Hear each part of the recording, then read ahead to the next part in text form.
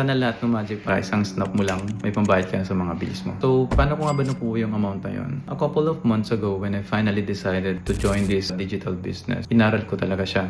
And then, I applied everything na napag-aralan ko. Although, hanggang ngayon, marami pa rin akong kailangan pag-aralan. And after a week, nung in-apply ko lang yung mga natutunan ko, dumating itong first commission ko. Nakita ko na siya, una pa lang sa dashboard ng application. And I was really shocked. Sabi ko, ganito ba talaga kalaki yung kikitain ko? Sabi ko, wow. Lalo akong na-motivate dito sa platform na to. It was almost a year nang pinag-iisipan ko kung talagang papasukin ko to. Lahat tayo dumadaan sa process na to. Yung pagiging skeptical. And nung na-receive ko itong check na to, so motivated ako na ituloy itong business na to. And I am hoping na sana, if you're also interested, just comment and hit me a message.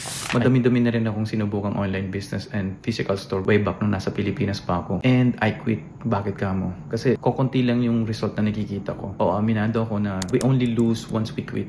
I don't think na magkukwit ako this time. Meron na ako nakikitang result. So, possible na mangyari sa akin. Posibleng mangyari din sa'yo. If interested ka, hit me a message and pag-usapan natin. God is good all the time and all the time, God is good. Salamat po sa panonood.